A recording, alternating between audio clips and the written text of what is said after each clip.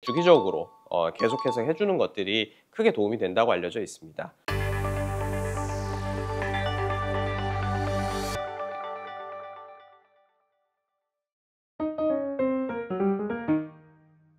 사실 성장판이 다치는 시기는 개인차도 있고 뼈마다의 차이도 상당히 큰 편입니다.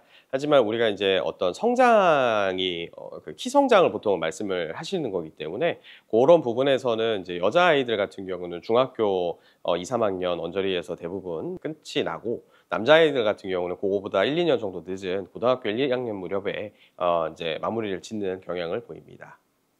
그리고 최근에는 조금 빨라지는 것 같습니다. 특히나 어린 자녀를 이제 데리고 계신 분들이 많이 물어보시는 부분들인데요.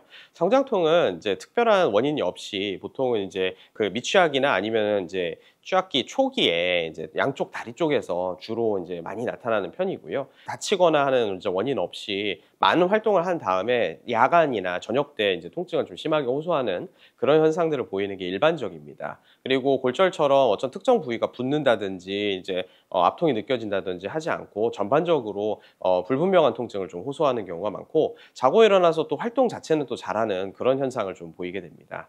반면에 이제 골절이라든지 이렇게 다치게 돼서 생기는 부분들은 어떤 이제 특정 부위에서 지속적으로 통증이 있고 보행에 제한이 걸린다거나 이제 특정 부위가 붓고 압통이 있는 등의 전형적인 증상들을 보통은 보이는 경우가 많습니다. 하지만 가장 중요한 것은 이제 전문의가 보통 그 진찰과 이제 확인을 좀 해보고 엑스레이 같은 것들을 확인하고 그리고 나서 이제 판단을 하는 것이 가장 정확합니다.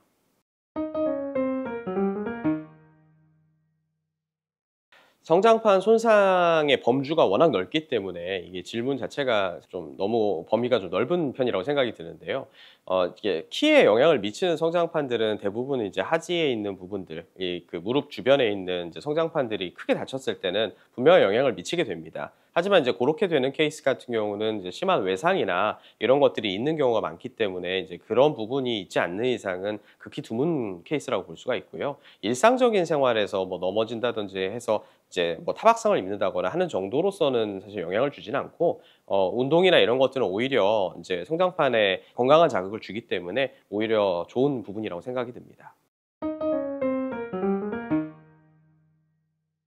성장기에 유산소성 운동들 그리고 이제 온몸을 사용하는 운동들이 그 성장판에 좋은 자극을 주기 때문에 이렇게 키를 크게 하는 데 도움이 준다고 알려져 있고, 대표적인 운동이 농구죠. 그래서 그래서 농구라든지 수영, 배드민턴, 줄넘기 뭐 이렇게 다양한 활동들이 키 성장에 도움이 되고, 어떤 특정 운동이 이제 도움이 된다기보다 이런 다양한 운동들을 이제 주기적으로 계속해서 해주는 것들이 크게 도움이 된다고 알려져 있습니다.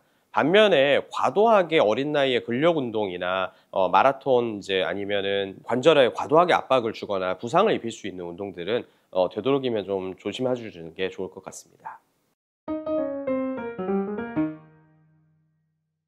당연한 소리긴 하지만 이제 균형 잡히게 식사를 하는 것이 가장 중요하고, 특히나 이제 양질의 단백질들은 이제 뼈하고 근육 성장에는 이제 필수적인 부분이기 때문에 이게 당연한 얘기긴 하지만 그렇게 이제 균형 잡히게 먹는 게 가장 중요합니다. 그리고 이제 정형외과 의사 입장에서는 이제 뼈 성장에 중요한 이제 포인트들을 짚고 넘어가야 하는데, 특히나 이제 뼈의 이제 생성에 돕는 생성의 재료가 되는 칼슘과 비타민 D의 경우에는 충분한 섭취가 필요하고, 특히나 비타민 D 같은 경우 성장기 어린아이들도 이게 부족한 경우가 생각보다 많습니다. 요즘에 학생들은 대부분 실내에서 이제 공부하고 이러기 때문에 햇빛을 많이 보는 경우가 예전만치로 많지가 않아서 실제로 이제 비타민 D는 부족한 경우가 많아서 따로 섭취를 하거나 주사를 통해서 이제 보충을 하거나 하는 식으로 챙겨주는 것이 좋습니다. 예, 실제로 저희도 이제 척추측만증 검사를 하고 이제 그거에 맞춰서 치료나 어떤 이제 대안을 좀 제시해 드리는 경우가 케이스가 많은데요. 실제로 척추측만증의 대부분의 경우는 우리가 원인을 알 수 없는 특발성이라고 부르는 그 자체적으로 생기는 부분들입니다.